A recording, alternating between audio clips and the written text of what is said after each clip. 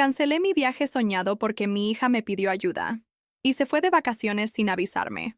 Mi nombre ya no importa, porque hace tiempo que nadie lo pronuncia con cariño. Hoy, te voy a contar algo que nunca pensé que contaría. Y si tú, por un segundo, sientes que esto te parece familiar, solo te pido que dejes un like y te suscribas. Me va a ayudar a continuar desahogándome. Son las 7 de la mañana en mi pequeño departamento de la colonia Roma Norte, en Ciudad de México. El sol se filtra por las cortinas descoloridas que compré hace 5 años en el mercado de Medellín, cuando aún creía que renovar mi hogar importaba. La cafetera vieja hace ese ruido familiar que me acompaña cada amanecer desde hace una década. Mi bata azul marino, la misma que uso desde que enviudé, abraza mis hombros cansados mientras revuelvo el café con una cucharita que perteneció a mi madre. En la mesa de la cocina, extendidos como cartas de tarot que predicen un futuro incierto, están los recortes de revista que he coleccionado durante 3 años.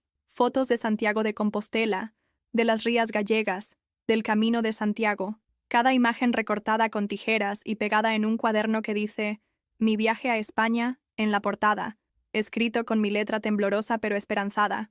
3 años ahorrando peso por peso. 3 años guardando cada moneda devuelto en una alcancía de cerámica con forma de cochinito que me regaló mi nieta cuando aún me visitaba con frecuencia. 3 años negándome el café en la cafetería de la esquina, comprando el pan del día anterior en la panadería, cosiendo mis blusas cuando se descosían en lugar de comprar nuevas. Durante 30 años trabajé limpiando oficinas en Polanco. 30 años levantándome a las 4 de la madrugada para llegar puntual a Torres de Cristal, donde nunca fui más que una sombra que movía escobas y traperos. El dinero de mi jubilación, modesto pero digno, lo había dividido en 2 partes sagradas. Una para mis gastos básicos, otra para mi sueño de conocer Galicia. La alcancía ya estaba llena. Los papeles del viaje, organizados en una carpeta amarilla que revisaba cada noche antes de dormir como quien reza el rosario. El pasaporte renovado descansaba en el primer cajón de mi cómoda, junto a las cartas de amor que me escribió mi esposo antes de morir y que ya nadie lee. Mi hija Carmen siempre supo de mi viaje. Se lo mencionaba en nuestras llamadas dominicales, esas conversaciones breves donde ella me contaba de sus problemas, mientras yo escuchaba en silencio, ofreciendo consejos que nunca seguía, y consuelo que parecía evaporarse, tan pronto colgaba el teléfono. «Qué bueno, mamá. Te lo mereces», me había dicho el domingo anterior, aunque su tono sugería que pensaba exactamente lo contrario. Carmen vivía en Las Lomas con su esposo Carlos, un ingeniero que ganaba más en un mes que yo en todo un año de jubilación. Sus hijos, mis nietos adorados, iban a colegios privados cuyos nombres yo no sabía pronunciar correctamente. Eran las 8 de la mañana del martes cuando sonó el teléfono. Un sonido que normalmente me alegraba, porque significaba contacto humano en días que a veces transcurrían en completo silencio. Pero esa mañana, algo en la insistencia del timbre me puso nerviosa. «¿Mamá?» La voz de Carmen sonaba diferente. Tenía esa cualidad quebradiza que usaba cuando necesitaba algo importante. «Necesito que vengas hoy mismo. Carlos tuvo que viajar de emergencia a Monterrey por trabajo, y no tengo con quién dejar a los niños. Es solo por una semana, te lo prometo». Mi corazón se detuvo. Miré hacia la mesa donde estaban mis documentos de viaje. El vuelo era el viernes, apenas 3 días después. «Pero, hija», mi voz salió más débil de lo que quería. «Te dije que tengo mi viaje a España. Lo he planeado durante 3 años». Hubo una pausa. Una de esas pausas que se alargan tanto que el aire mismo parece volverse más pesado. «¿En serio, mamá? ¿De verdad vas a dejarme tirada por una tontería? Somos tu familia, tu verdadera prioridad. ¿No puedes ser empática por una vez en tu vida?» Empática. Me pidió empatía. Yo, que la crié sola después de que su padre muriera cuando ella tenía 12 años. Yo, que vendí mi anillo de matrimonio para pagarle la universidad. Yo, que nunca le dije no a nada que necesitara. Los niños me necesitan, mamá, y Carlos no puede cancelar su viaje de trabajo. Es una oportunidad muy importante para su carrera. Seguramente tú puedes reprogramar tu cosa esa de España para otro momento, ¿no? Mi cosa esa de España. 3 años de sueños reducidos a tu cosa esa. Miré por la ventana hacia el Parque México, donde las jacarandas comenzaban a florecer pintando de morado las banquetas grises. Una pareja mayor caminaba de la mano por el sendero, deteniéndose de vez en cuando para admirar las flores. Él le tomaba fotos a ella, sonriendo como si cada imagen fuera un tesoro. «¿Mamá? ¿Sigues ahí?» Mi reflejo en la ventana me devolvió la mirada. Una mujer de 68 años, pelo gris recogido en un chongo sencillo, arrugas que contaban historias de preocupaciones ajenas, ojos que habían llorado más por otros que por ella misma. Sí, sí, aquí estoy. Entonces vienes, ¿verdad? Los niños van a estar tan contentos de pasar tiempo con su abuela favorita. Cerré los ojos. Sentí el peso de 30 años de ser la solución a todos los problemas de mi hija. La niñera de emergencia, la prestamista sin intereses, la confidente que nunca recibía confidencias a cambio. Está bien, voy. Ay, eres la mejor mamá del mundo. Te amo mucho. Llega temprano, ¿sí? Tengo cosas que hacer. Colgó antes de que pudiera responder. Me quedé ahí, con el teléfono en la mano, mirando mis documentos de viaje como si fueran los restos de un sueño que acababa de morir. Con dedos temblorosos, marqué el número de la agencia de viajes. La cancelación me costaría todo lo que había pagado. No había reembolso para sueños rotos por emergencias familiares. Empaqué mi maleta pequeña esa misma tarde, la misma que había comprado para España, y que ahora me acompañaría a Las Lomas en lugar de a Santiago de Compostela. Dentro, en lugar de la ropa nueva que había guardado con tanto cuidado para mi viaje europeo, puse mis blusas de siempre, mis pantalones cómodos para correr detrás de los niños, y el delantal que Carmen me había regalado el Día de las Madres del año pasado con bordados que decían «La mejor abuela del mundo». El camión del Metrobús hacia Polanco iba repleto como siempre. Me senté junto a la ventana, viendo pasar la ciudad que conocía de memoria pero que de repente me parecía extraña. Cada estación era un recordatorio de todo lo que había sacrificado por Carmen a lo largo de los años. En Insurgentes recordé cuando vendí mi televisión para pagarle el curso de francés que necesitaba absolutamente para su carrera. En Hamburgo me vino a la mente aquella vez que empeñé las aretes de mi madre para cubrir el depósito de su primer departamento. En mis manos llevaba una bolsa de tela con los dulces favoritos de mis nietos: paletas de tamarindo, mazapanes de la Rosa y esos chicles de globo que tanto les gustan. Los había comprado esa mañana en la tienda de don Roberto, el mismo señor que me vendía dulces cuando Carmen era pequeña y yo llegaba del trabajo con las pocas monedas que me sobraban después de pagar la renta y la comida. Llegué a la casa de Carmen a las 6 de la tarde. Una construcción moderna de 2 pisos en una cerrada privada, con jardín frontal y una camioneta BMW estacionada en la entrada. La misma camioneta para la cual yo había contribuido con el enganche hace 2 años. Cuando Carmen me explicó entre lágrimas que Carlos había tenido algunos problemitas con sus inversiones y necesitaban mi ayuda temporal, toqué el timbre y esperé. Desde adentro escuchaba la televisión a todo volumen y las voces de mis nietos, Sofía de 9 años y Mateo de 6, discutiendo por algún juguete. Carmen abrió la puerta vestida con un conjunto deportivo de marca que costaba más que mi pensión de 2 meses. «Mamá, llegaste perfecta. Los niños están medio revoltosos porque no fueron al colegio hoy. Nada grave. Solo un poquito de gripe». Me abrazó rápidamente. Uno de esos abrazos que se dan por compromiso, sin verdadero contacto emocional. «Ven, te enseño dónde están sus medicinas y las cosas importantes». La casa olía a ambientador de vainilla y a comida que no había sido cocinada ahí. En la mesa del comedor había envases de comida para llevar de un restaurante caro del que yo había oído hablar pero que nunca podría costear. Carmen me explicó rápidamente las rutinas de los niños mientras recogía algunas cosas y las metía en una maleta pequeña que ya tenía preparada junto a la puerta. «Espera, ¿tú también vas a viajar?», pregunté, sintiéndome confundida. Pensé que solo Carlos tenía el viaje de trabajo. Carmen se detuvo por un segundo, sin voltear a verme. «Ah, sí. Bueno, resulta que puedo acompañar a Carlos. Es una conferencia muy importante y habrá muchas oportunidades de networking. Ya sabes cómo es esto de los negocios». Networking, una palabra que Carmen usaba frecuentemente y que para mí sonaba tan extraña como si hablara en chino mandarín. En mis años de trabajar limpiando oficinas, el único networking que conocí fue el de las señoras de la limpieza, compartiendo consejos sobre cuál químico funcionaba mejor para quitar las manchas de café de las alfombras. Pero entonces, ¿por qué no me dijiste desde el principio que ustedes dos iban a viajar? Ay, mamá, no te compliques tanto. Al final es lo mismo, ¿no? Los niños necesitan que alguien se quede con ellos y tú eres la persona perfecta para eso. Además, ya cancelaste tu viaje, ¿verdad? Mi viaje. Ya ni siquiera podía nombrarlo completo. Los niños aparecieron corriendo desde la sala. Sofía me abrazó con genuino cariño, esa clase de abrazo que solo los niños saben dar, sin condiciones ni expectativas. Mateo, más tímido, se acercó despacio pero sonrió cuando vio la bolsa de dulces que traía para ellos.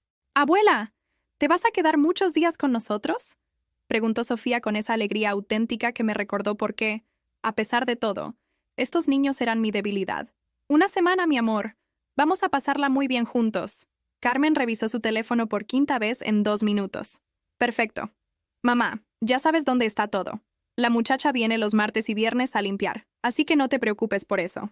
Ah, y si necesitas dinero para comida o algo, está la tarjeta del súper en el cajón de la cocina. La tarjeta del súper. Como si comprar comida para sus propios hijos fuera un favor que yo les estuviera haciendo y no una responsabilidad básica de padres que se van de vacaciones disfrazadas de viaje de trabajo. Me senté en el sillón de la sala mientras Carmen terminaba de empacar. Los niños se acomodaron junto a mí. Mateo recargando su cabecita en mi brazo mientras veía caricaturas. En la pared del comedor colgaba una foto familiar tomada en las últimas vacaciones en Cancún, todos sonriendo bajo una palapa, con esa felicidad congelada que solo las fotografías de vacaciones pueden capturar. Recordé entonces todas las veces que Carmen me había pedido que cuidara a los niños para que ella y Carlos pudieran viajar. Puerto Vallarta el año pasado. Playa del Carmen el anterior. Siempre viajes de trabajo que incluían fotos en albercas infinitas y cenas románticas que nada tenían que ver con conferencias o juntas laborales. Y yo siempre decía que sí.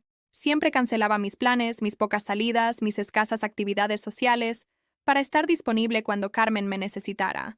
Porque eso hacen las madres, me había dicho a mí misma durante años, porque la familia es lo primero. Me repetía como un mantra cada vez que sentía una punzada de resentimiento. Listo, ya me voy. El vuelo sale temprano mañana y todavía tengo que pasar a recoger algunas cosas. Carmen se acercó a darme otro de sus abrazos apresurados. Te dejo mis números de emergencia anotados en el refrigerador, aunque ya sabes que estaremos en juntas casi todo el tiempo. Juntas. En Cancún. Claro. ¿A qué hora regresan? Pregunté, aunque algo en mi estómago me decía que no me iba a gustar la respuesta. Ah, pues... El viaje se extendió un poquito. Serán como 10 días en total. Pero no te preocupes. Los niños se portan súper bien contigo. Mejor que con nosotros, hasta diría yo. Se rió con esa risa nerviosa que usaba cuando sabía que estaba pidiendo demasiado. 10 días. No una semana. 10 días cuidando niños enfermos, mientras mi pasaje a España se convertía en dinero perdido para siempre. Carmen, yo... Ay, se me hace tardísimo. Ya sabes cómo es el tráfico para llegar al aeropuerto. Me dio un beso rápido en la mejilla. Les gritó un «pórtense bien, amo mucho» a los niños desde la puerta, y se fue. El sonido de la camioneta alejándose me dejó con una sensación extraña en el pecho. Me quedé ahí sentada, con Mateo dormido en mi brazo y Sofía concentrada en sus caricaturas, en una casa que no era mía, cuidando niños que adoraba pero que no eran mi responsabilidad, mientras sus padres se iban a disfrutar de unas vacaciones que yo nunca podría costear. Esa noche, después de darles de cenar a los niños, bañarlos y acostarlos, me senté en la cocina de Carmen tomando un té de manzanilla. La casa estaba en silencio y por primera vez en todo el día pude procesar realmente lo que había pasado. En la mesa había una revista de viajes abierta en una página sobre resorts, todo incluido en el Caribe. Los precios de una sola noche equivalían a mi pensión de un mes completo. Saqué mi teléfono y, casi sin pensarlo, busqué el número de la agencia de viajes. Ya era muy tarde para llamar, pero necesitaba confirmar lo que ya sabía. Mi viaje a España era historia. 3 años de ahorros se habían evaporado en una tarde por una emergencia, que resultó ser unas vacaciones encubiertas. Me fui a dormir en el cuarto de huéspedes, en una cama que era más cómoda que la mía, pero que se sentía completamente ajena. En la mesita de noche había una foto de Carmen y Carlos en su luna de miel en París, una ciudad que yo siempre había soñado con conocer, pero que sabía que nunca vería. Los primeros 3 días cuidando a mis nietos transcurrieron en una rutina agotadora pero familiar. Sofía despertaba con fiebre todas las madrugadas, y yo pasaba las noches aplicándole paños húmedos en la frente mientras ella se quejaba de que le dolía la garganta. Mateo, aunque menos enfermo, demandaba atención constante y se ponía caprichoso cada vez que le daba sus medicinas.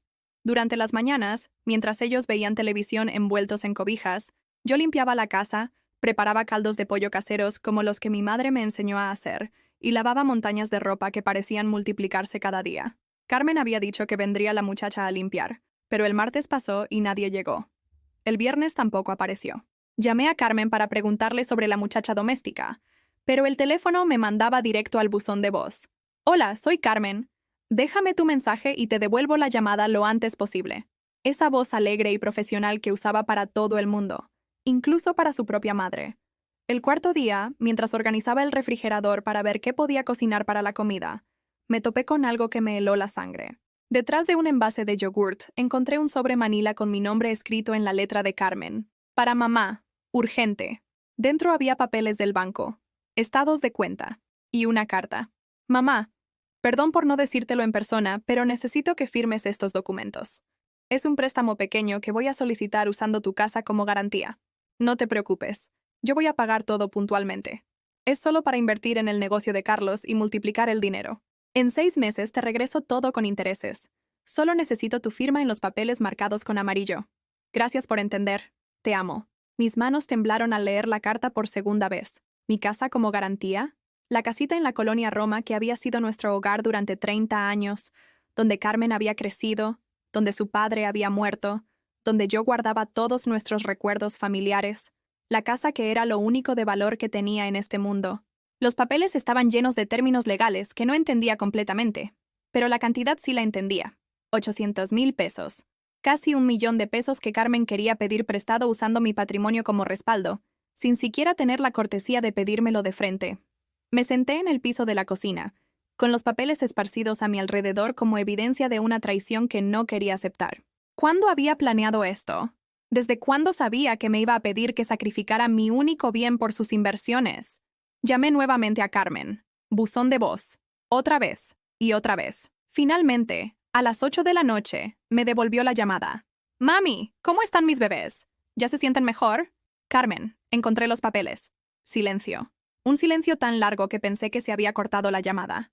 «Ah, sí. Quería explicártelo cuando regresara, pero supongo que ya los viste. ¿En serio ibas a pedirme que arriesgara mi casa sin siquiera explicarme para qué? Ay, mamá, no seas dramática. Es una inversión súper segura. Carlos tiene un contacto que nos va a garantizar ganancias del 30% en 6 meses. Es dinero fácil. Dinero fácil. Como si existiera tal cosa para gente como nosotras. ¿Y si algo sale mal, qué pasa con mi casa? No va a pasar nada malo, mamá. Confía en nosotros, ¿no? Además, no es como que vayas a usar esa casa para algo importante. Está muy grande para ti sola. Muy grande para mí sola. La casa donde había criado a mi hija. Donde había llorado la muerte de mi esposo.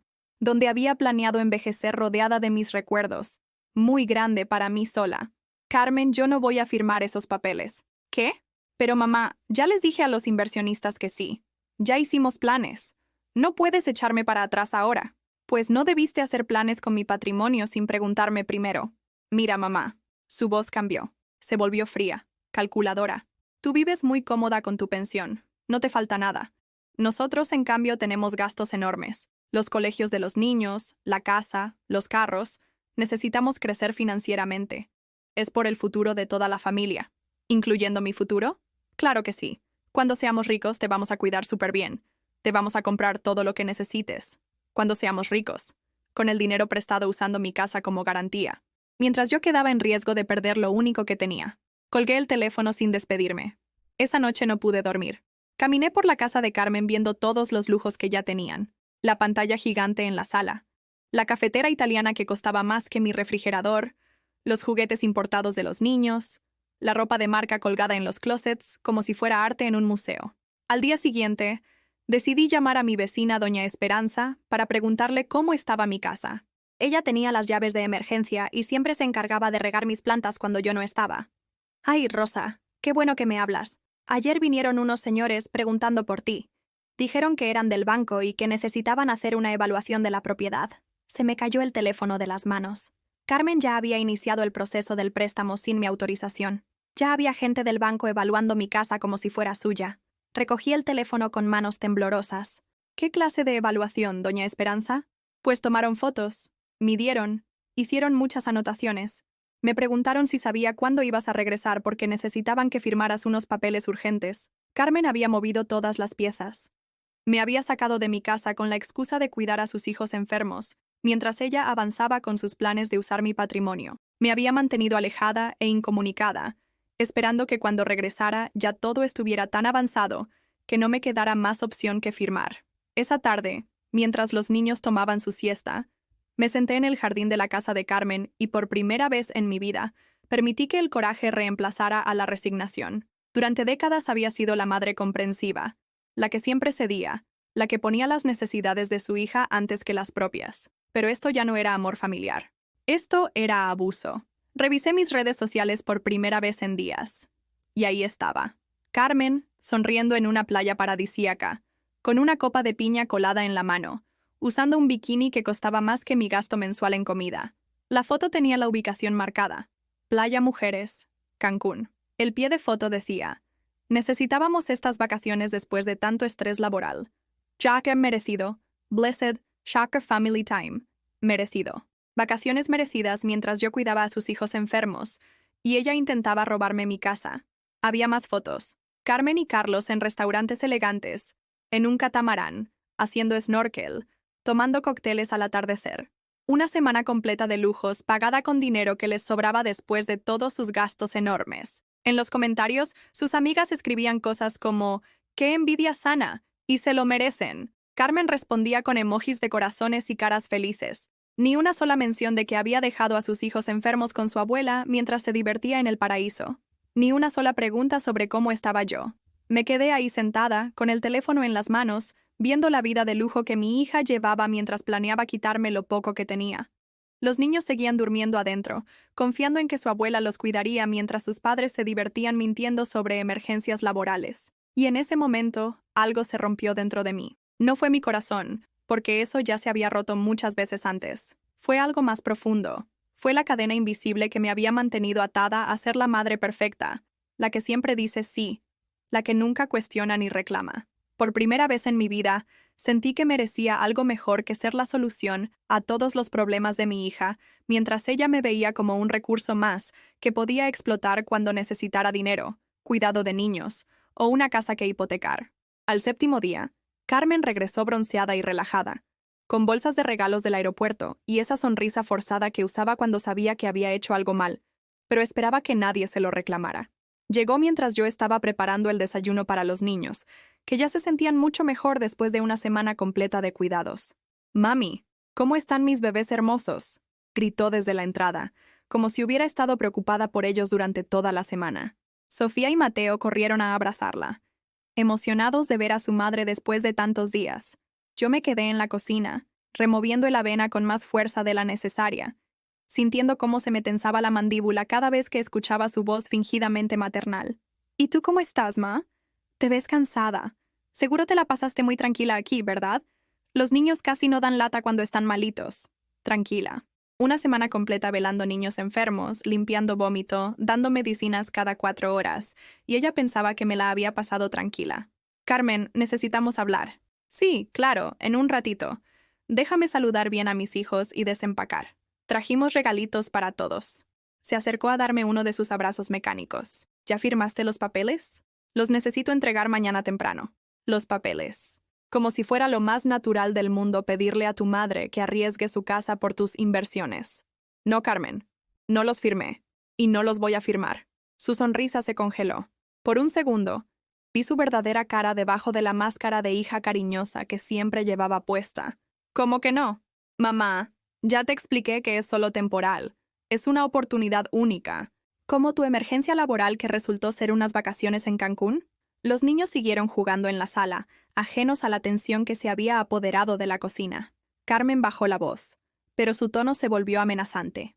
«No sé qué estás insinuando, pero te recuerdo que Carlos sí tenía trabajo allá. Aprovechamos para descansar porque llevamos meses estresados». Vi las fotos, Carmen. Una semana completa de catamaranes y restaurantes de lujo, mientras yo cuidaba a tus hijos enfermos. ¿Y? ¿Cuál es tu punto? ¿No puedo tomarme unas vacaciones porque tengo hijos? Además, a ti te encanta estar con ellos.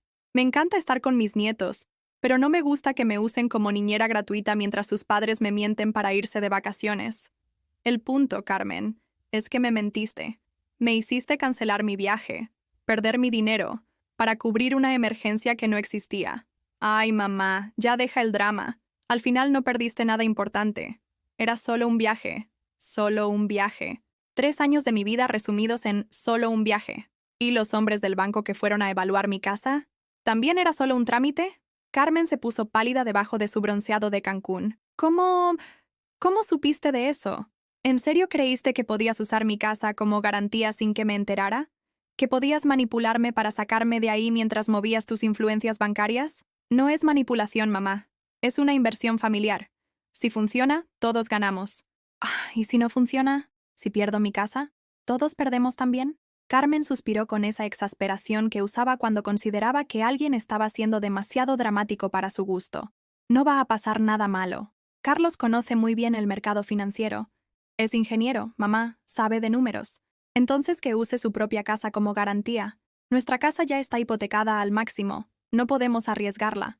Pero sí podían arriesgar la mía. La diferencia era clara. Su casa importaba. La mía era descartable. Carmen, la respuesta es no. No voy a firmar esos papeles. Mamá.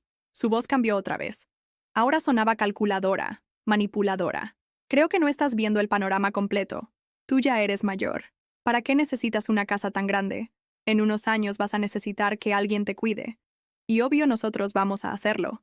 Pero necesitamos tener recursos para poder darte la mejor atención. Me estaba amenazando sutilmente. Me estaba diciendo que si no colaboraba con sus planes financieros, mi vejez iba a ser muy complicada. ¿Me estás diciendo que mi cuidado futuro depende de que te ayude ahora con tu préstamo? No es una amenaza, mamá. Es la realidad. Las cosas cuestan dinero. Los asilos buenos son carísimos. Pero si nosotros tenemos recursos, nunca vas a necesitar eso. Asilos. Ella estaba pensando en meterme a un asilo mientras planeaba quedarse con mi casa. En ese momento entró Carlos, recién llegado de estacionar el auto. Olía a protector solar y traía la piel quemada del sol caribeño. Me saludó con esa cordialidad falsa que los hombres usan con las suegras que consideran un estorbo. ¿Cómo está la abuela más querida? Espero que Carmen Jr. y Carlitos no le hayan dado mucha lata. Carmen Jr. y Carlitos. Así les decía a mis nietos, como si fueran extensiones de él y de Carmen, borrando cualquier conexión que pudieran tener conmigo. Carlos, dile a tu esposa que no voy a firmar los papeles del préstamo. Carlos miró a Carmen con una expresión de molestia, como si ella hubiera sido incompetente al no convencerme durante su ausencia. Doña Rosa, creo que no está entendiendo bien la situación. Esta inversión nos va a beneficiar a todos. Con las ganancias vamos a poder ayudarla mucho más de lo que la ayudamos ahora. ¿Ayudarme? ¿Cuándo me habían ayudado ellos a mí? Yo era la que siempre daba dinero, cuidado, tiempo, sacrificios. Ellos nunca me habían ayudado con nada. No necesito su ayuda, Carlos. Lo que necesito es que respeten mis decisiones. Mire, doña Rosa, yo sé que a su edad es difícil entender las oportunidades de inversión modernas, pero confíe en nosotros. Nosotros sí sabemos de esto. A mi edad. Como si tener 68 años me convirtiera automáticamente en una idiota incapaz de tomar mis propias decisiones. A mi edad sé reconocer cuando alguien me está estafando. El ambiente se puso tan tenso que hasta los niños dejaron de jugar y se acercaron a la cocina, sintiendo que algo malo estaba pasando. ¿Estafando? Carmen se puso roja de la ira. ¿En serio nos estás acusando de estafadores? ¿Nosotros? ¿Tu propia familia? Me mentiste sobre tu viaje. Me engañaste para sacarme de mi casa. Iniciaste trámites bancarios sin mi permiso. ¿Cómo le llamas tú a eso? Se llama familia, mamá. Se llama ayudarse mutuamente. Pero al parecer tú prefieres ser egoísta. Egoísta. Después de una vida entera de sacrificarme por ella. Yo era la egoísta. Egoísta sería arriesgar tu patrimonio por mis caprichos. Egoísta sería mentirte para usarte como niñera mientras me voy de vacaciones. Egoísta sería amenazarte con asilo si no me das lo que quiero. Carlos puso su mano en el hombro de Carmen en un gesto que pretendía ser calmante pero que se veía más bien posesivo. Creo que aquí hay un malentendido muy grande. Nadie está amenazando a nadie, simplemente estamos planteando opciones de futuro. La única opción que me están planteando es que regale mi casa para financiar sus lujos. No son lujos, doña Rosa. Son inversiones para asegurar el futuro de sus nietos. Mis nietos van a colegios que cuestan más que mi pensión anual. Viven en una casa que vale 10 veces la mía. Exactamente qué futuro necesitan asegurar. Carmen tomó a Sofía y a Mateo de las manos. Niños, vayan a su cuarto un momento. Los adultos necesitamos hablar de cosas aburridas. Cuando los niños se fueron, Carmen me miró con una frialdad que me asustó. Muy bien, mamá. Si ese es tu juego, perfecto. Pero que quede claro, nosotros no te vamos a poder ayudar tanto como antes. Ya no vamos a poder cuidarte cuando te enfermes, ni llevarte al doctor, ni estar pendientes de ti como hasta ahora. Hasta ahora. Como si alguna vez hubieran estado pendientes de mí. ¿Me estás chantajeando emocionalmente, Carmen? Te estoy explicando la realidad. Las relaciones son de dar y recibir. Si tú no puedes dar, nosotros tampoco podemos seguir dando. Dar y recibir. ¿Qué había recibido yo de ellos alguna vez? Aparte de exigencias y manipulaciones. Perfecto. Entonces desde ahora nuestra relación va a ser mucho más clara. Me dirigí al cuarto de huéspedes. Empaqué mis pocas cosas y regresé a la sala donde Carmen y Carlos me esperaban con caras de satisfacción, creyendo que me habían doblegado. Me voy a mi casa. Y mis papeles se quedan conmigo. Caminé hacia la puerta sin voltear a ver atrás, aunque escuché que Carmen me gritaba algo sobre que me iba a arrepentir de esta decisión. La verdad es que lo único de lo que me arrepentía era de haber tardado 68 años en poner límites. El camión de regreso a la Roma Norte se me hizo eterno, pero por primera vez en años, el cansancio que sentía no era por cuidar a otros, sino por haberme cuidado a mí misma. Cada kilómetro que me alejaba de las lomas era un kilómetro hacia mi libertad, aunque todavía no entendiera completamente qué significaba esa palabra para una mujer de mi edad.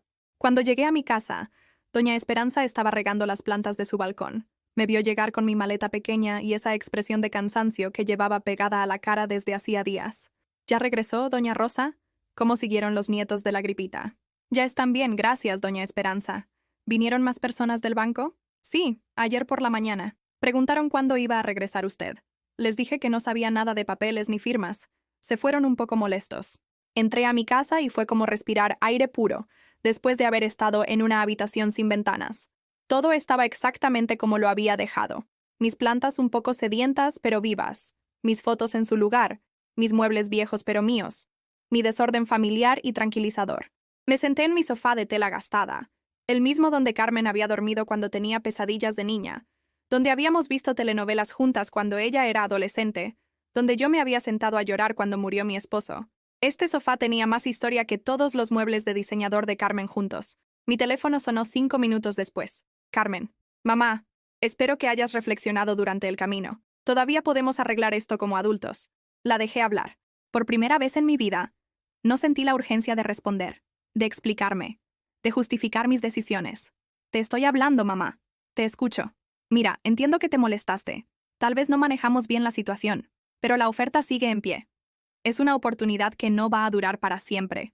Silencio de mi parte. Mamá, sigo aquí. ¿Vas a decir algo o qué? Ya dije lo que tenía que decir. La respuesta es no. Está bien. Espero que no te arrepientas cuando necesites nuestra ayuda y no podamos dártela. Colgó. Y yo me quedé ahí, sosteniendo el teléfono, dándome cuenta de que por primera vez había tenido una conversación con mi hija donde no había cedido, donde no había negociado mi dignidad, donde simplemente había dicho no y lo había sostenido. Esa noche me preparé una cena sencilla, huevos con frijoles y tortillas. La misma comida que había cenado miles de veces, pero que esa noche sabía diferente. Sabía a libertad. Comí despacio, masticando cada bocado, escuchando el silencio de mi casa. Un silencio que ya no se sentía solitario, sino pacífico. Los siguientes días fueron una revelación. Por primera vez en décadas, mis mañanas me pertenecían completamente. No tenía que levantarme temprano para preparar comida que llevaría a Carmen. No tenía que estar disponible para emergencias fabricadas. No tenía que revisar constantemente mi teléfono, esperando la siguiente petición de ayuda. Me levanté cuando mi cuerpo me pidió levantarme. Desayuné con calma. Regué mis plantas conversando con ellas como hacía cuando era joven y todavía creía que podían escucharme. Salí a caminar por el Parque México sin prisa, sin destino, solo porque quería sentir el sol en la cara. En esa caminata me topé con doña Carmen, una señora que había conocido en el mercado años atrás, pero con quien nunca había tenido tiempo de hacer amistad real. Estaba sentada en una banca alimentando a las palomas con pedacitos de bolillo. «Rosa, ¿cómo está usted? Hace mucho que no la veía por el parque». Me senté junto a ella y sin saber por qué, le conté todo. Le conté del viaje cancelado, de la mentira de Carmen, del intento de usar mi casa como garantía, del chantaje emocional. Le conté cosas que nunca había compartido con nadie porque siempre había pensado que los problemas familiares se resolvían en familia. Doña Carmen me escuchó sin interrumpir, asintiendo de vez en cuando. Y cuando terminé de hablar, me dijo algo que se me quedó grabado para siempre. ¿Sabe qué, Rosa? A mí me pasó algo parecido con mi hijo. Durante años pensé que ser buena madre significaba decir sí a todo, hasta que me di cuenta de que estaba criando un tirano, no un hijo agradecido. ¿Y qué hizo? Dejé de ser su solución automática. Al principio se enojó muchísimo. Me amenazó con no dejarme ver a mis nietos. ¿Pero sabe qué pasó después? Aprendió a resolver sus problemas solo. Y ahora nuestra relación es mucho más sana porque está basada en respeto mutuo, no en su necesidad y mi disponibilidad. Esa conversación me cambió algo por dentro. Me di cuenta de que yo no era la única madre que había confundido amor con sumisión, cuidado con servilismo. Al quinto día de estar de vuelta en mi casa, sucedió algo inesperado. Sofía me llamó desde el teléfono de su mamá. «Abuela, ¿por qué ya no vienes a la casa? Mami dice que estás enojada». El corazón se me encogió. Mis nietos no tenían la culpa de los errores de sus padres. No estoy enojada contigo, mi amor. Estoy un poquito triste con tu mami, pero tú no hiciste nada malo. ¿Puedo ir a visitarte? Extraño tu sopa de letras. Claro que puedes venir, mi cielo. Pero tiene que ser cuando tu mami diga que sí. Ella dice que tú ya no nos quieres porque no quieres ayudarla con una cosa importante. Carmen estaba usando a mis nietos como armas emocionales. Les estaba contando que yo era la mala de la historia porque no quería ayudar con una cosa importante. Sofía, mi amor, yo las amo a ti y a tu hermanito más que a nada en el mundo. Eso nunca va a cambiar. Pero a veces los adultos tenemos desacuerdos y eso no significa que dejemos de amarnos. ¿Pero vas a venir pronto?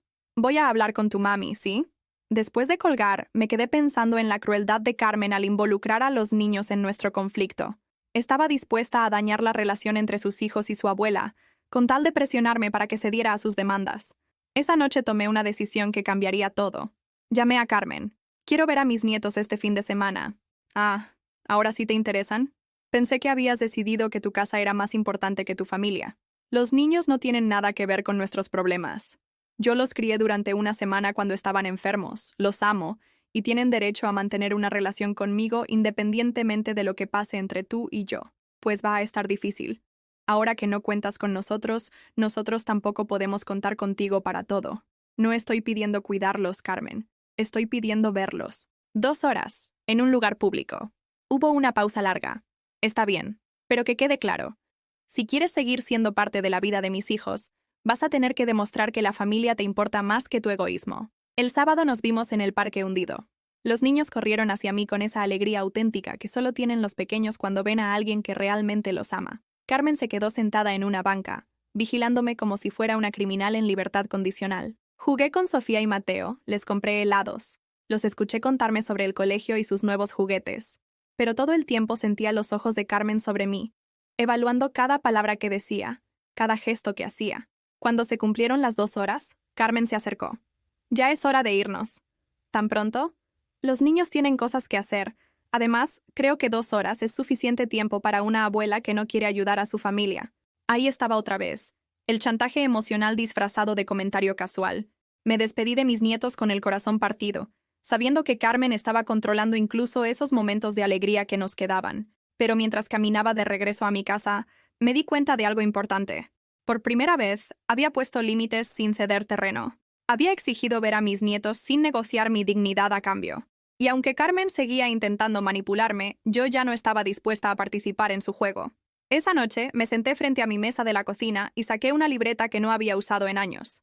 Empecé a escribir todo lo que había pasado en las últimas semanas, desde el viaje cancelado hasta la revelación sobre el préstamo. Escribir me ayudó a ver la situación con claridad. Negro sobre blanco, las manipulaciones de Carmen se veían exactamente como lo que eran: abuso emocional y financiero disfrazado de amor familiar. Y por primera vez en mi vida, dejé de sentirme culpable por reconocerlo. 3 semanas después de haber puesto mis primeros límites, Carmen apareció en mi puerta un martes por la mañana. No tocó el timbre. Usó las llaves que le había dado años atrás para emergencias. La escuché entrar mientras yo regaba mis geranios en el patio trasero. «Mamá, ¿dónde estás?» Su voz sonaba diferente. Había urgencia en ella, pero también algo que no había escuchado en años. Nerviosismo. Entré a la sala y la encontré parada junto a mi mesa, viendo la libreta donde había estado escribiendo mis experiencias. Sus ojos recorrían las páginas con una expresión que no supe interpretar al principio, hasta que me di cuenta de que era miedo. «¿Qué es esto, mamá?» «Mi diario. ¿Se te ofrece algo?» Carmen cerró la libreta con más fuerza de la necesaria. «¿Por qué estás escribiendo sobre nuestra familia? ¿Qué planeas hacer con esto?» «Nada. Solo escribir. ¿Desde cuándo necesito tu permiso para escribir en mi propia casa?» Se sentó en mi sofá sin que la invitara, con esa familiaridad invasiva que siempre había tenido en mi espacio. Vestía un traje sastre caro y tenía el cabello recién cortado en un salón que probablemente costaba más que mi gasto mensual en comida. «Mamá, necesitamos hablar en serio. Las cosas se han salido de control y creo que ambas hemos dicho cosas que no debimos. Ambas. Como si yo hubiera hecho algo malo al negarme a ser estafada. ¿Qué quieres, Carmen?» «Quiero que seamos una familia normal otra vez. Los niños te extrañan mucho». El otro día Mateo me preguntó por qué la abuela ya no viene a dormir a la casa. El corazón se me encogió al imaginar a mi nieto preguntando por mí, pero no iba a permitir que Carmen usara ese dolor para manipularme otra vez. «Los niños pueden venir aquí cuando quieran. Mi puerta siempre está abierta para ellos. No es lo mismo, mamá. Ellos necesitan estabilidad. Necesitan saber que su familia está unida. Su familia puede estar unida sin que yo tenga que sacrificar mi patrimonio por los caprichos de sus padres. Carmen suspiró con esa exasperación teatral que usaba cuando las cosas no salían como ella quería. Está bien. Olvidemos lo del préstamo. Encontraremos otra manera de conseguir el dinero. ¿Olvidemos? Como si fuera algo que se pudiera borrar con una goma de borrar. Como si el hecho de que hubiera intentado robar mi casa fuera solo un malentendido menor. ¿Encontrarán otra manera? ¿Cómo mentirme otra vez? No fue una mentira, mamá. Fue una estrategia. Sabíamos que si te decíamos que queríamos ir de vacaciones, ibas a sentirte mal por no poder acompañarnos. Una estrategia. Así le llamaba ahora al engaño deliberado. Carmen, no vine a este mundo ayer. Sé distinguir entre una emergencia real y una manipulación. Mira, mamá. Su voz cambió otra vez. Se volvió suave. Casi infantil. El tono que usaba cuando era pequeña y quería conseguir algo. Tal vez no manejé bien las cosas, pero todo lo que hago es pensando en el futuro de la familia, en asegurarme de que mis hijos tengan oportunidades. Tus hijos ya tienen más oportunidades que el 90% de los niños de este país, pero podrían tener más, mucho más. Y tú podrías ser parte de eso. Ahí estaba otra vez. La zanahoria después del garrote. La promesa de inclusión después de la amenaza de abandono. No quiero ser parte de algo que se construye sobre mentiras y manipulaciones. Carmen se levantó del sofá y empezó a caminar por mi sala como animal enjaulado. Se detuvo frente a la foto donde estábamos ella, yo y mi esposo, cuando ella tenía 15 años.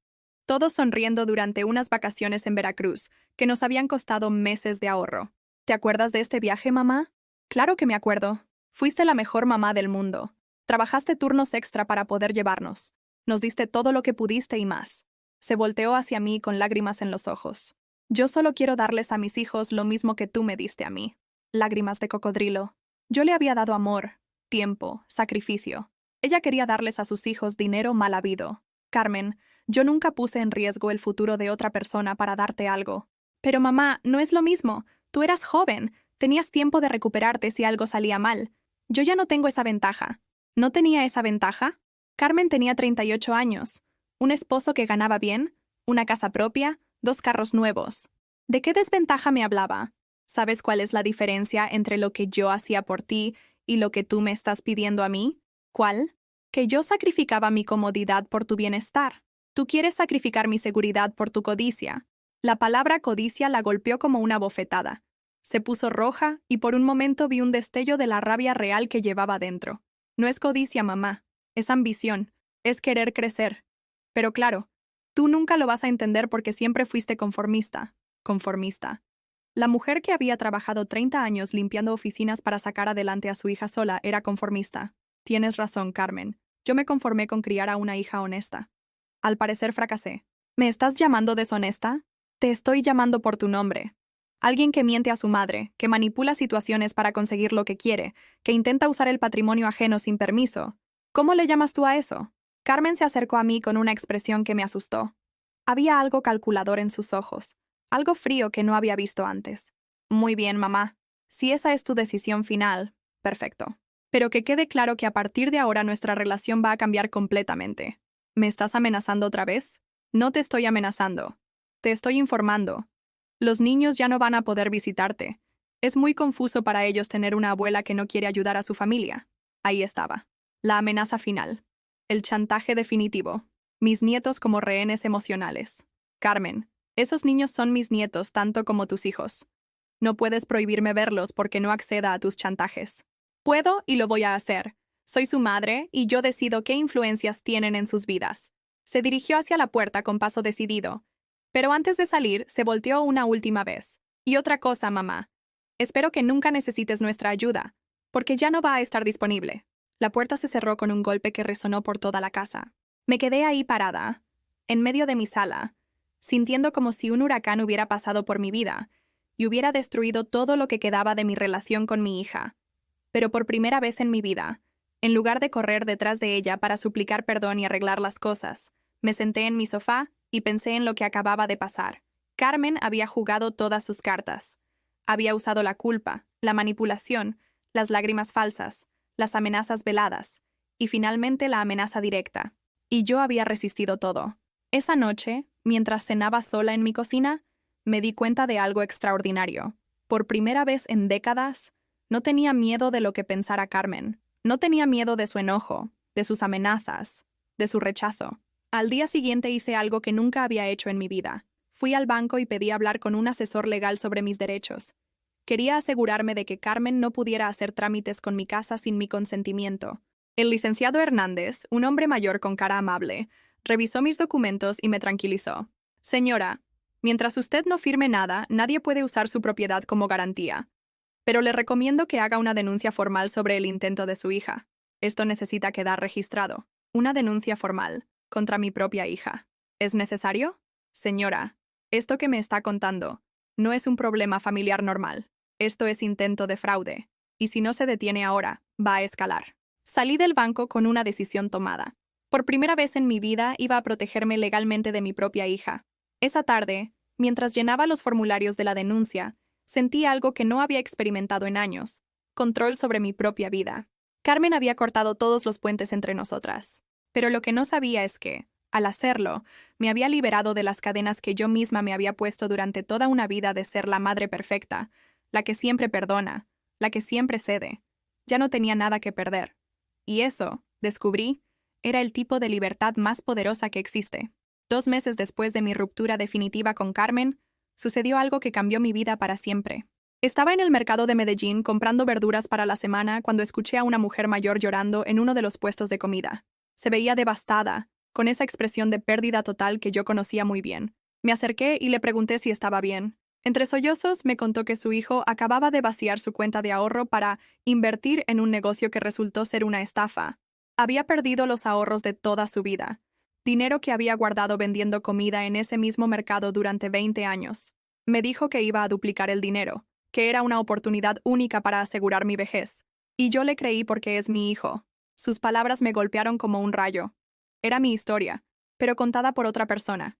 Era el mismo patrón de manipulación familiar, la misma explotación del amor incondicional de una madre.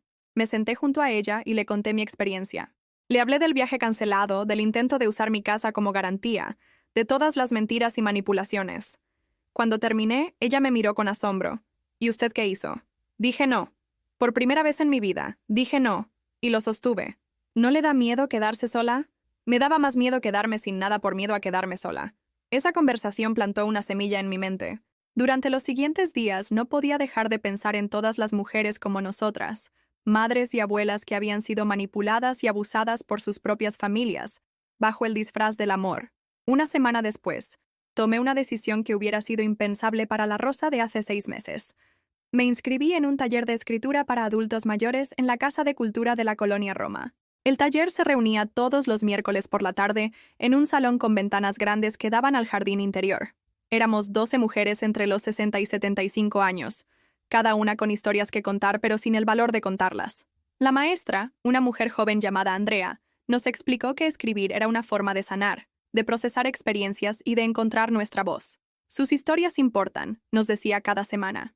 Sus experiencias pueden ayudar a otras personas que están pasando por lo mismo. Al principio escribí solo para mí, pequeños relatos sobre mi infancia, sobre mis primeros años de matrimonio, sobre la alegría de ser madre. Pero poco a poco, empecé a escribir sobre lo que había pasado con Carmen, sobre los años de manipulación que había normalizado, sobre el despertar doloroso pero liberador. Las otras mujeres del taller escuchaban mis relatos en silencio religioso. Cuando terminaba de leer, varias de ellas tenían lágrimas en los ojos. A mí mi hija me hizo algo parecido, dijo doña Mercedes después de que leí el capítulo sobre el préstamo fraudulento. Me convenció de vender mi casa para darle el enganche de la suya. Ahora vivo en un cuartito en la azotea, y ella ni siquiera me saluda cuando llegan sus amigos. Mi nuera me tiene cuidando a sus hijos sin pagarme nada mientras ella trabaja, contó doña Patricia. Me dice que es mi obligación como abuela, pero cuando necesito algo, siempre está muy ocupada para ayudarme. Una tras otra, mis compañeras del taller empezaron a compartir historias de abuso económico y emocional por parte de sus familias. Historias que habían guardado en silencio durante años por vergüenza, por miedo, por la creencia de que así eran las cosas y no podían cambiarse. Andrea nos animó a compilar nuestras historias en un pequeño libro. Lo que ustedes han vivido no es normal, nos decía. Es abuso.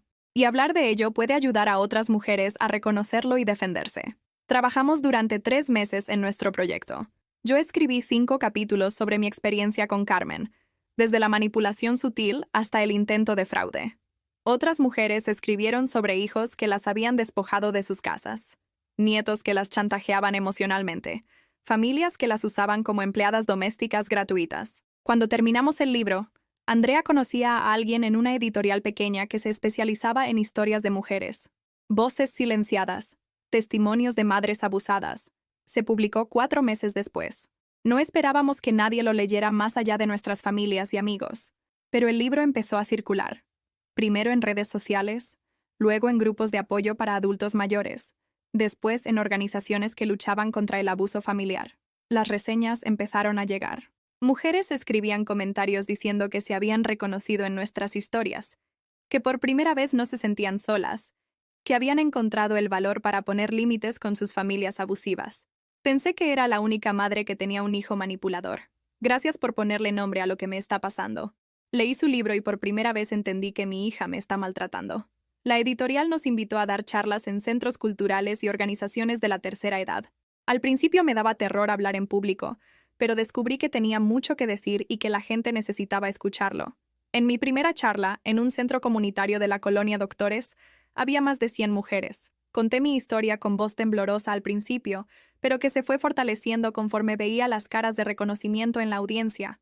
Durante 68 años creí que ser buena madre significaba decir sí a todo, les dije, hasta que me di cuenta de que estaba criando una hija que me veía como un recurso, no como una persona.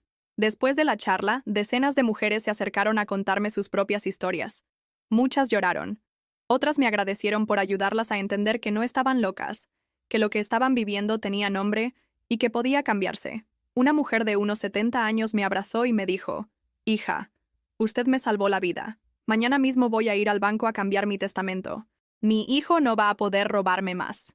6 meses después de la publicación del libro, recibí una llamada inesperada. Era de un programa de radio que quería entrevistarme sobre el tema del abuso familiar hacia adultos mayores. «Señora Rosa, su historia está ayudando a muchas mujeres. ¿Estaría dispuesta a compartirla en nuestro programa?» La entrevista duró 1 hora. Hablé de todo, del viaje cancelado, de las mentiras, del intento de fraude, de cómo había aprendido a poner límites. El programa recibió más llamadas que nunca, todas de mujeres mayores compartiendo experiencias similares. Después de eso vinieron más entrevistas, más charlas, más invitaciones.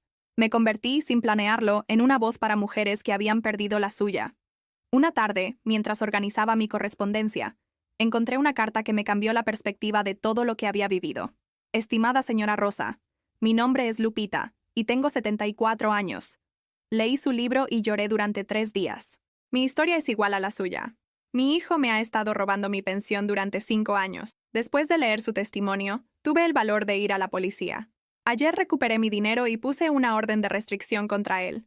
Quería agradecerle por enseñarme que tengo derecho a protegerme, incluso de mi propia familia. Usted me devolvió mi dignidad.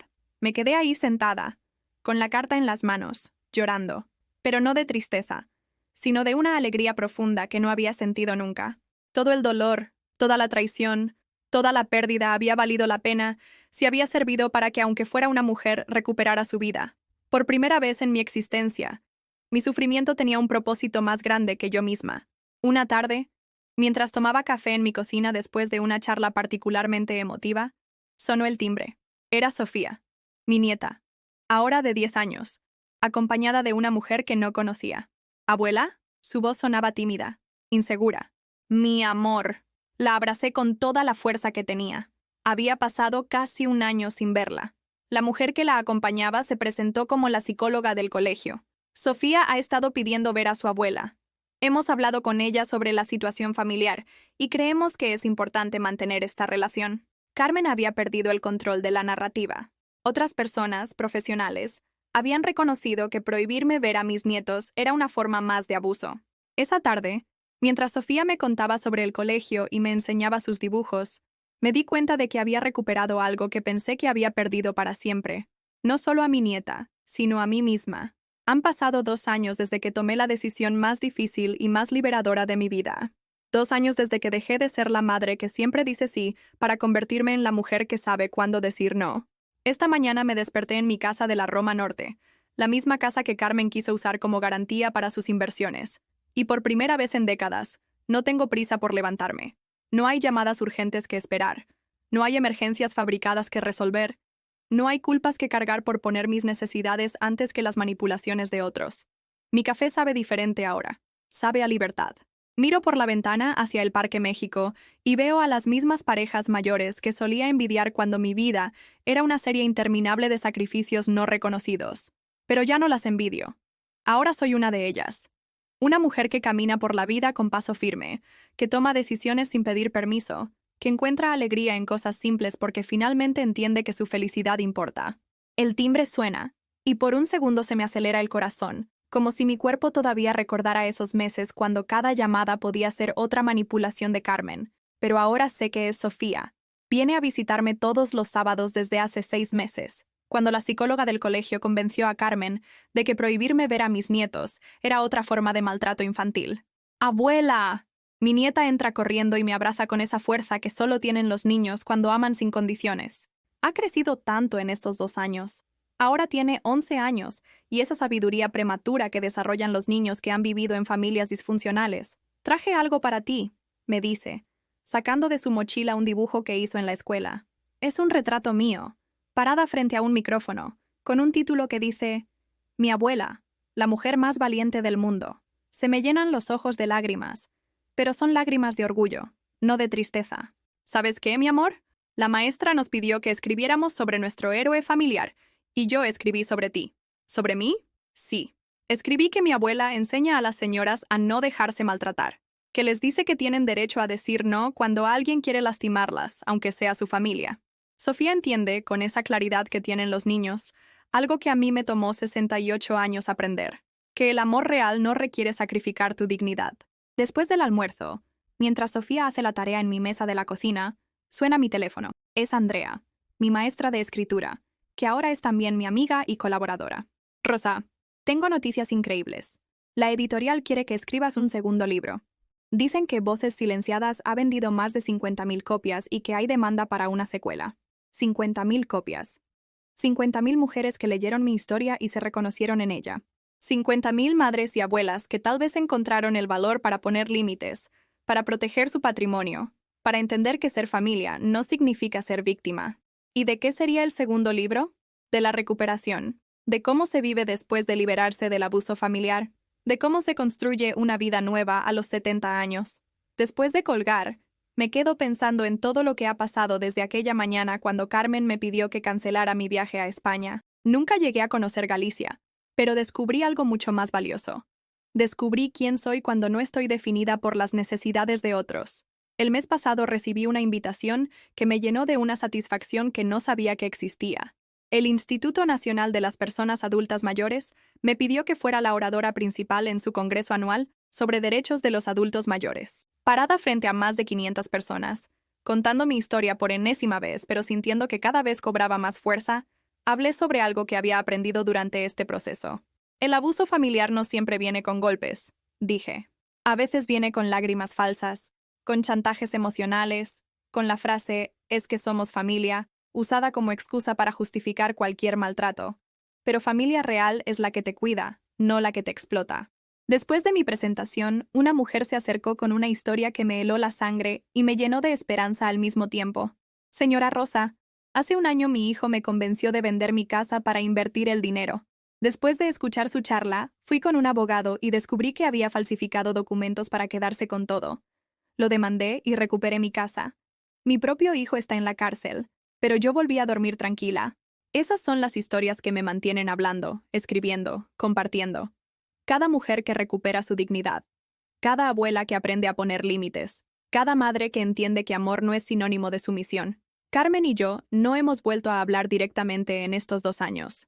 Sé de su vida a través de Sofía, que me cuenta con esa honestidad brutal de los niños que mami a veces llora cuando lee noticias sobre el libro de la abuela, que papá dice que yo lavé los trapos sucios en público, que a veces discuten sobre si debieron manejar mejor la situación conmigo. No siento rencor hacia Carmen. Eso me sorprendió durante los primeros meses. Esperaba odiarla, pero lo que siento es algo más complejo. Lástima mezclada con alivio. Lástima porque se perdió la oportunidad de tener una relación real conmigo, basada en respeto mutuo en lugar de explotación. Alivio porque ya no tengo que vivir en la tensión constante de preguntarme cuál será su próxima manipulación. Esta tarde, después de que Sofía se fue, me senté en mi sillón favorito con una taza de té de manzanilla y abrí el ejemplar número 15 de mi libro. Lo leo de vez en cuando, no por vanidad, sino para recordarme lo lejos que he llegado. En la contraportada hay una foto mía tomada hace 6 meses. Es una mujer que sonríe con seguridad, que tiene los ojos brillantes, que se ve cómoda en su propia piel. Es una mujer que tardé 70 años en conocer, pero que ahora no cambiaría por nada. Mi teléfono vibra con un mensaje de WhatsApp. Es de doña Mercedes, una de mis compañeras del taller de escritura, que ahora administra un grupo de apoyo para mujeres mayores víctimas de abuso familiar. Rosa, hoy ayudamos a una señora de 80 años a recuperar su pensión que su nuera le había estado robando. Cuando le dijimos que podía denunciarla, lloró y dijo, «Pero es que leí el libro de doña Rosa y me di cuenta de que yo también tengo derechos». Gracias por existir, amiga. Me quedo ahí sentada, con el teléfono en las manos, sintiendo una plenitud que nunca experimenté en todos mis años de ser la madre perfecta, la que siempre cede, la que nunca se queja. Pienso en la Rosa de hace 2 años, esa mujer que canceló su viaje soñado porque no sabía decir no, que vivía en constante estado de disponibilidad para resolver problemas ajenos, que confundía amor con servilismo. Esa mujer murió el día que decidió que su dignidad valía más que la aprobación de su hija. Y de sus cenizas nació esta nueva Rosa, escritora, activista, mujer libre. Mañana tengo una cita en el banco para revisar mis inversiones. Con los ingresos del libro, por primera vez en mi vida tengo un pequeño colchón financiero, pero más importante que el dinero es saber que nadie puede tomarlo sin mi permiso, que nadie puede manipularme para entregarlo, que mis decisiones financieras son solo mías. La semana que viene viajo por primera vez en mi vida, no a España, sino a Guadalajara, donde me invitaron a dar una charla en la Universidad de la Tercera Edad. Es un viaje que elegí, que pagué con dinero que gané, para hacer algo que me apasiona. No es el viaje que soñé durante 3 años, pero es infinitamente mejor. Es el viaje de una mujer libre. ¿Has vivido algo parecido a lo que te acabo de contar? ¿Conoces a alguien que esté pasando por esta situación? Cuéntamelo en los comentarios. Si esta historia te tocó el corazón, por favor dale like y suscríbete al canal. Tal vez este mensaje llegue a alguien que necesita escucharla, a alguien que necesita saber que nunca es demasiado tarde para recuperar su dignidad.